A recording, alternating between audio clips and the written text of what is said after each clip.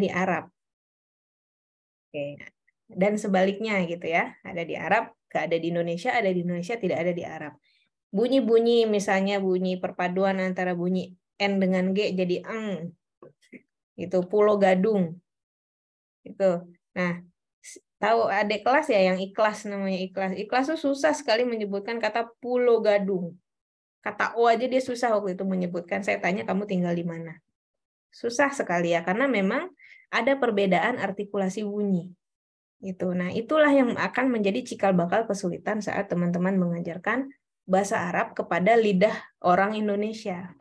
Gitu. Nah, sekarang sudah punya jawaban ya masing-masing bagaimana cara mengajarkannya? Nah, mungkin pertama saya boleh bertanya kepada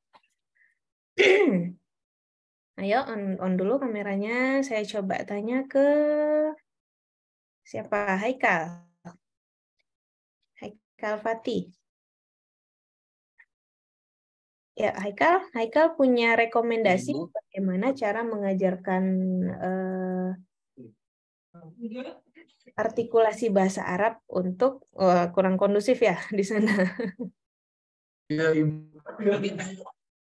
Ya, coba Haikal, kira-kira rekomendasinya gimana nanti saat Haikal akan mengajarkan artikulasi atau keterampilan membaca atau tahsin untuk anak-anak SD? Silahkan.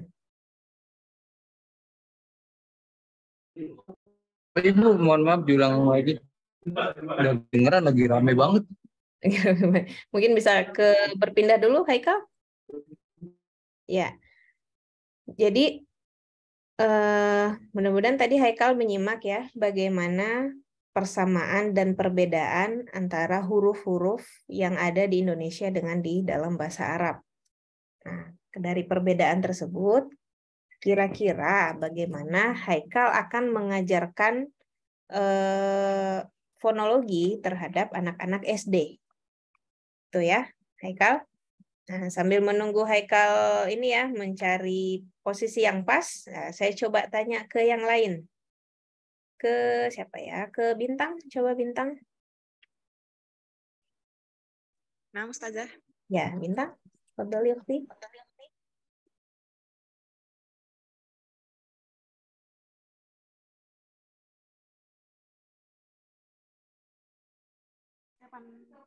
Metode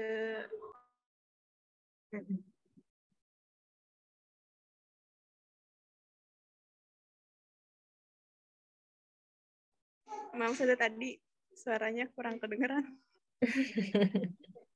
Jelek. Oke, coba yang lain mungkin ada yang punya saran, silakan. Sambil Bintang dan Haikal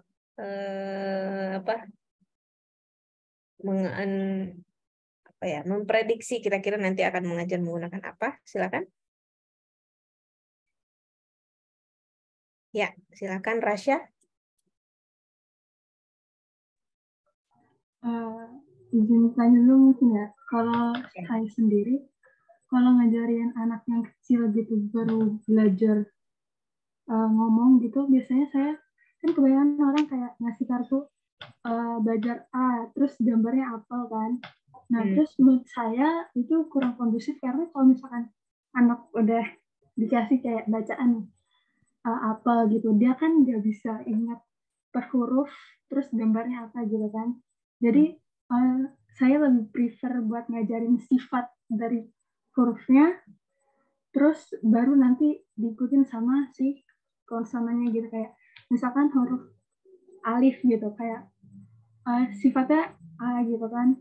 Kalau misalkan di Arab kan nanti A itu alif itu kan bisa jadi hamzah ya, maksudnya bisa jadi ada I, U atau O gitu kan. Jadi mungkin bisa nggak disamain gitu, kayak belajar sifat dari gitu, kayak A terus kayak B itu bukan B tapi di sifatnya gitu.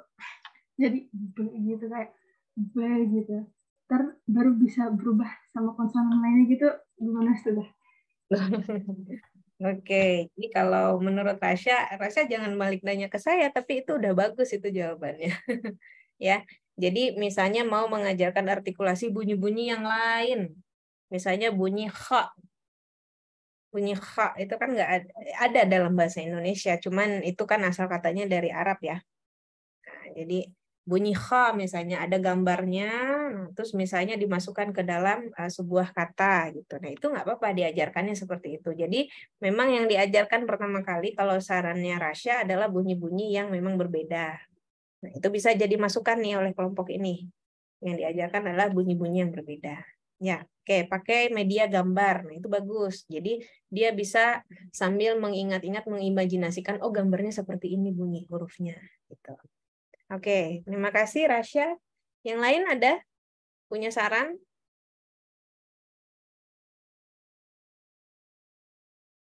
Aji, mungkin Aji?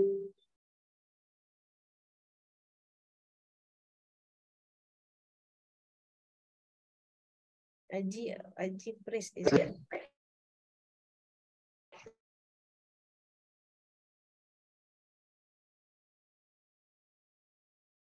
Oke, Aji di saya gambarnya freeze, diam aja nih. Coba ke Hamdi, Hamdi.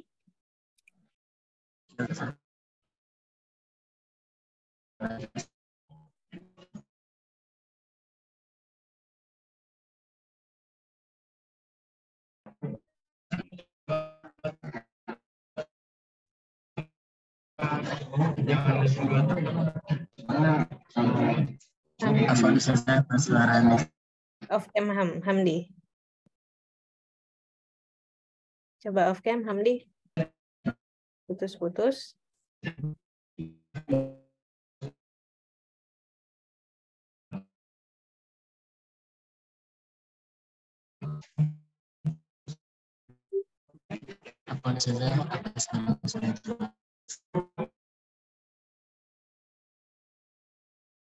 Oh ya Hamdi. Nah, ini Aji sudah kembali nih.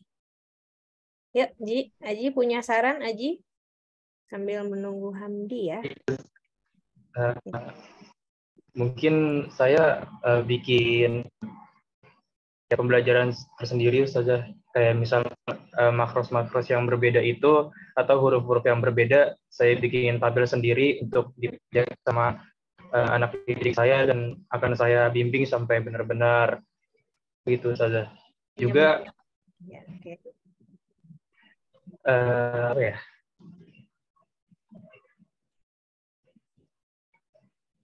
Juga mungkin saya bikin ini kayak sebuah kertas gitu, kertas berwarna berisikan huruf-huruf yang ada di tabel tersebut. Kayak bikin tebak-tebakan bisa di siapa yang dapat mungkin dapat hadiah dari saya gitu. Oke, interaktif gitu ya.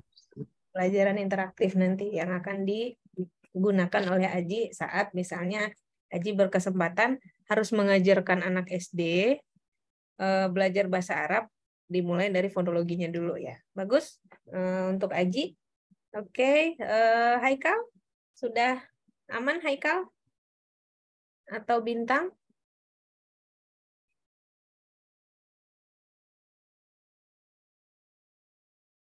Ya, Bintang sudah. Iya, Ustazah. Ya, bagaimana kalau Bintang gimana Bintang?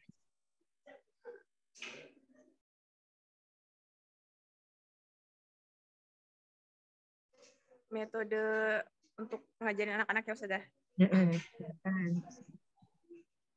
Metode dia belum kepikiran banget sih Ustazah, tapi bayangan buat ngajarin metodenya mungkin bisa lewat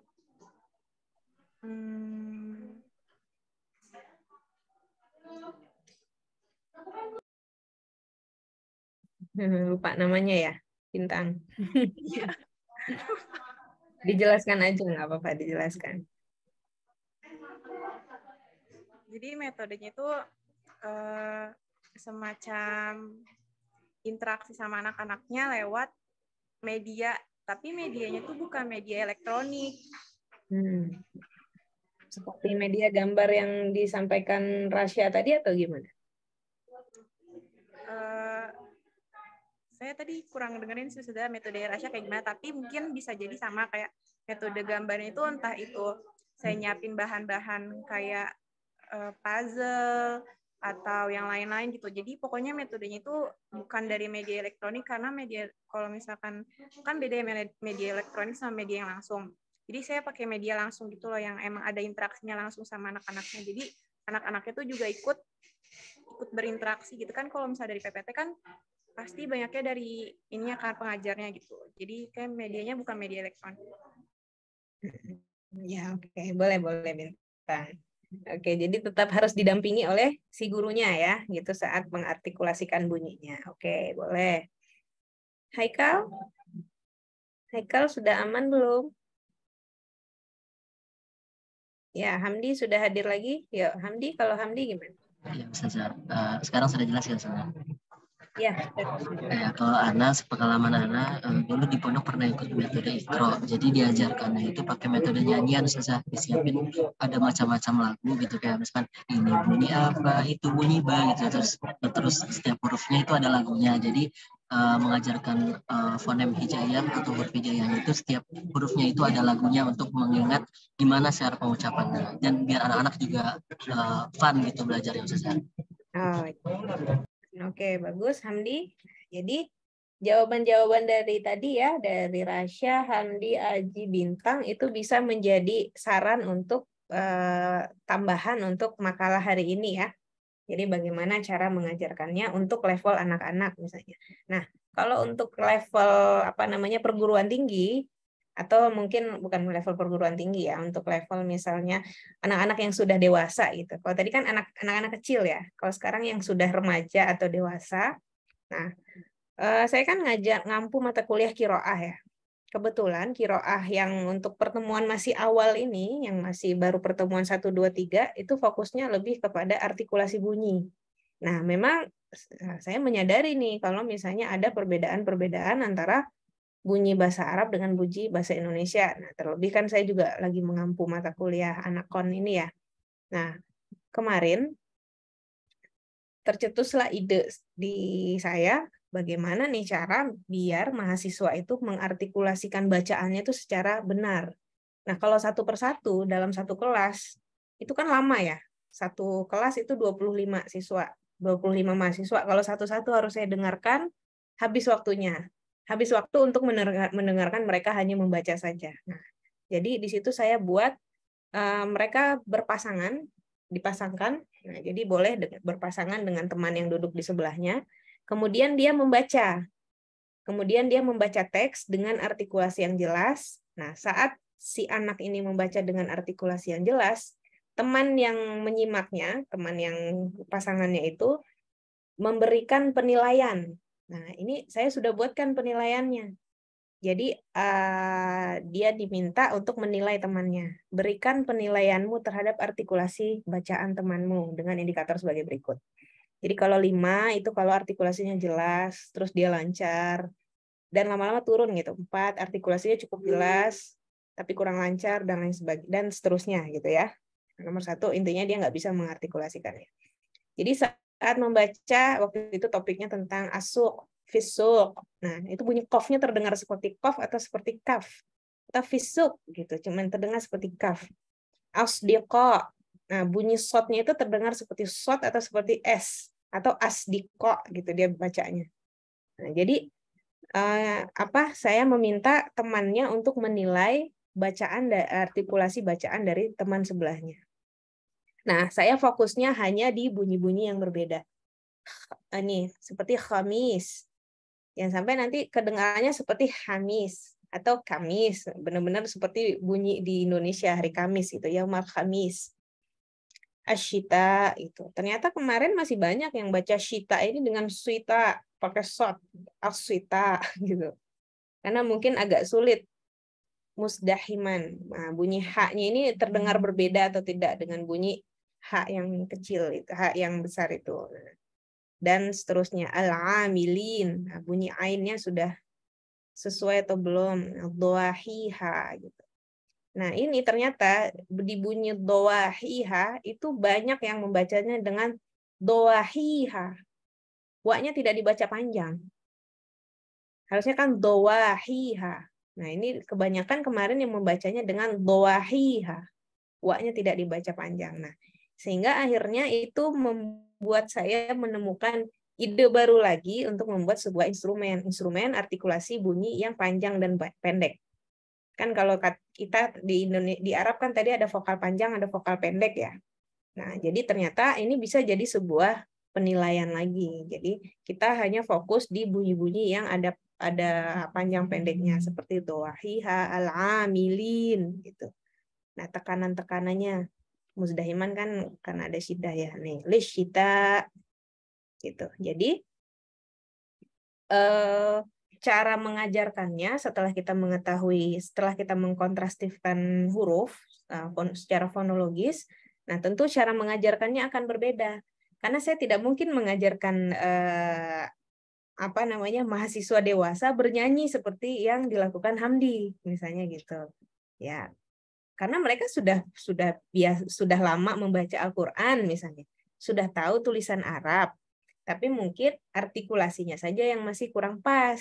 Nah, harus diperhatikan lagi misalnya gitu. Jadi saat kita melakukan analisis kontrastif, kemudian ingin memberikan rekomendasi terhadap sebuah pembelajaran, harus kita lihat dulu siapa yang akan kita ajarkan. Gitu. Kalau mahasiswa saya nggak mungkin kasih media gambar. Media gambar seperti tadi Rasya dengan Bintang kan pakai media gambar tuh. Ada gambarnya, ada ini kan nggak mungkin tuh anak-anak sekali gitu. Untuk kalian udah nggak pas gitu. Jadi rekomendasinya tentu akan berbeda kepada siapa kita akan mengajarkannya. Nah, tidak hanya fonologi, nanti di morfologi misalnya di sorof, nanti akan beda lagi nih gimana cara ngajarkan sorof misalnya anak-anak konnya tentang apa bebas gitu. Nah, nanti level anak-anak gimana, level dewasa gimana itu kan harus diperhatikan, nggak bisa disamakan, nggak bisa disamaratakan. Begitu ya. Oke, mungkin sekian pembahasan kita mengenai mata kuliah analisis kontrastif dalam tataran fonologi. Jadi ada beberapa saran ya untuk Dwina, Diva, Efkar, Fajrani dengan Rida untuk mempercantik atau melengkapi kembali makalahnya. Yang pertama dari segi judul ya. Gunakan saja judul yang ada di PowerPoint untuk revisi makalahnya. Jadi yang direvisi makalahnya saja, PowerPoint tidak perlu. Nanti yang dikumpulkan hanya makalah revisi saja. Pertama judul, yang kedua tambahkan definisi mengenai tempat artikulasi tadi. Bilabial itu apa? Apikoalveolar, palatal, dan lain sebagainya itu jelaskan ya. Itu maksudnya apa. Kemudian definisi tadi bersuara, tidak bersuara, verifikatif, dan lain-lain. Nah itu kasih penjelasannya itu maksudnya apa gitu ya. Kemudian, nah mungkin saran-saran dari tadi ada Bintang, Aji, Rasya, Hamdi bisa menjadi masukan atau mungkin beberapa dari saya tadi bisa menjadi tambahan untuk rekomendasi di makalah teman-teman. Ya, nanti dikalimatkan saja. Gitu. Oke, kita beri reaksi tepuk tangan untuk pemakalah hari ini. Secara makalah lengkap, tepat waktu, presentasinya baik, dan bisa menjawab pertanyaan dengan baik ya. Dipertahankan oleh kelompok Rara tepuk tangan beneran. Ya. Oke, nah oke. Untuk kelompok 2 kita fokusnya di mana? Morfologi, sorof. Ya, silakan mau mengangkat judul apa silakan. 2 tahun terakhir nih afiksasi mereka yang diangkat. 2 tahun terakhir saya ngajar akon 2 tahun terakhir yang diangkat adalah afiksasi imbuhan ya, imbuhan. Nah, tapi terserah silahkan teman-teman mau ambil judul apa. Kalau mau bertanya boleh ke Rara dengan Kaisar. Nah, nanti via Rara dan Kaisar bertanya kepada saya atau mau langsung ke saya juga silahkan. Yang penting presentasi yang akan datang semuanya sudah siap. Gitu ya. Oke, daftar hadir sudah diisi, teman-teman? Sudah? Oke, kita jumpa lagi pekan yang akan datang. Terima kasih teman-teman sudah kooperatif gitu, kooperatif. Nah, ini kan sudah mulai ke analisis ya sifatnya, mata kuliahnya sifatnya analitik.